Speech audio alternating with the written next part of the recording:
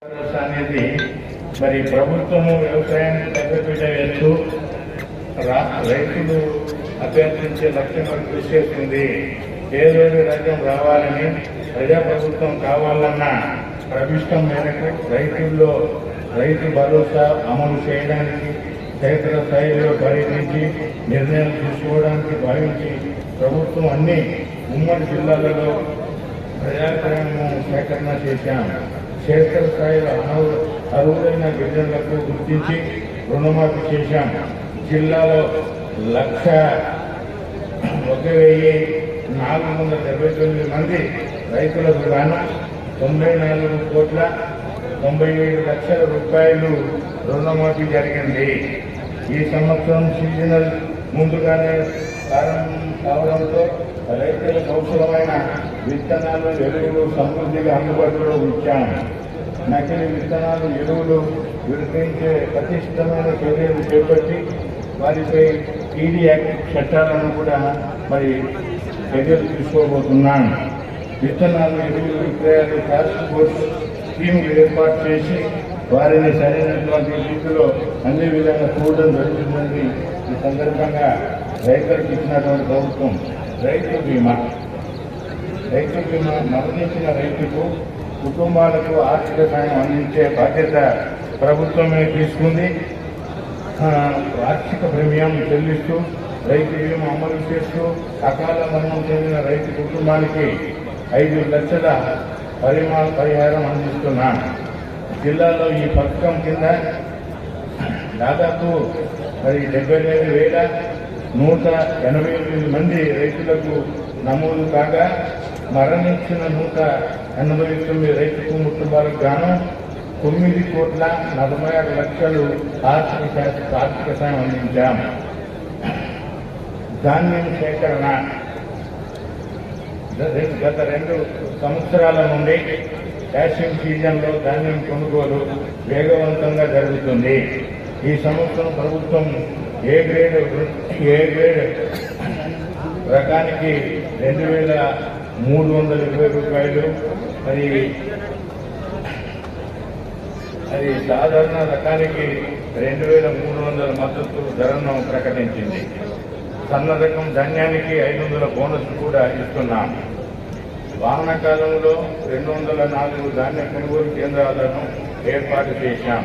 వాటి ద్వారా 21,000 ధాన్యాన్ని 41 కోట్ల బోనస్ కూడా చెల్లించి యాసంగి ధాన్యానికి సంబంధించిన గత ప్రభుత్వం ఇప్పటి వరకు 43,990,425 మెట్రిక్ టన్నుల ధాన్యాన్ని కొనుగోలు చేసి 29,68,00,000 రుణం చెల్లించాము. గతంలో ఎన్నో లేని విధంగా కొనుగోలు చేసిన 48 గంటల రైతులకు ఖాతాల్లో డబ్బులు వేస్తున్నాం. 48 గంటల్లో మాత్రమే రైతులకు ఖాతాలలో జమ చేస్తున్నాం.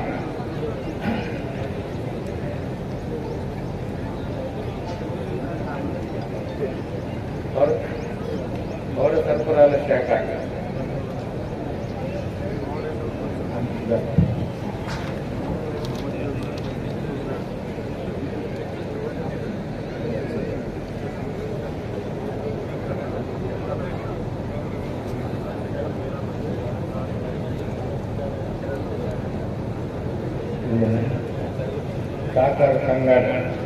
సహకార శాఖ అది ప్రాథమిక వ్యవసాయ పరపతి సంఘాల ద్వారా 24,128 మంది రైతులకు 76,52,00,000 రుణమాఫీ మంజూరు చేశాం.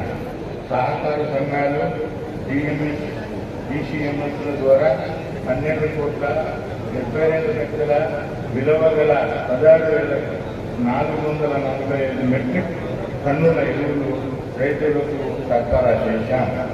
ఈ సంవత్సరం సీజన్కు 10 సహకార సంఘాల ద్వారా 2,471 మెట్రిక్ టన్నుల ఎరువులు, 3.9 మెట్రిక్ టన్నుల విత్తనాలు సరఫరా చేశాం. భూభారతి ధరని భూతంతో ఎన్నో కష్టాలు పడుతున్నారు. ధరణి లోపాలను సరిచేసేందుకు తెచ్చిన భూ మాతా చట్టంపై సీనియర్ అధికారులతో కమిటీ వేసి మరి దేశవ్యాప్తంగా అధ్యయనం చేసి మరి పటిష్టమైన చట్టాన్ని తెచ్చి మరి శాసనసభ ఆమోదం కూడా ఈ చట్టాన్ని కూడా తేవడం జరిగింది. రెవెన్యూ పరిపాలనలో సునిశ్చిత వినూత్నమైన అత్యాధునిక ఆన్లైన్ పోస్టల్ భూ సమస్యలను స్వాతంత్రంగా పరిష్కరిస్తున్న భూభాగ చట్టంపై జిల్లా వ్యాప్తంగా అన్ని మండల కేంద్రాలలో ప్రజలకు అవగాహన కల్పిస్తూ మరి సదస్సులు నిర్వహించాము. రేగొండ మండలాన్ని పైలట్ ప్రాజెక్టు ఎంపిక చేశాము. 11 రెవెన్యూ గ్రామాలను అవగాహన సదస్సులు నిర్వహించి ప్రజల నుండి భూ సమస్యల దరఖాస్తులు అదేవిధంగా చట్టంపై సలహాలు సూచనలు తీసుకున్నాం. భూ సమస్యలపై ప్రజల నుండి దాదాపు 5,112 దరఖాస్తులు రాగా వచ్చిన ఫిర్యాదుల ఆధారంగా క్షేత్రస్థాయిలో విచారణ జరిపించి అరువులకు పట్టాలు అందజేస్తున్నాం. త్వరలో అన్ని రెవెన్యూ గ్రామాలలో రెవెన్యూ సదస్సులు నిర్వహిస్తున్నాం. ప్రజలు రెవెన్యూ సదస్సులు సద్వినియోగం చేసుకోవాలని మరి కోరుకుంటున్నాం. మరి పౌర సరఫరాల శాఖ మరి పేద ప్రజల ఆహార భద్రత కల్పనే ధ్యేయంగా 3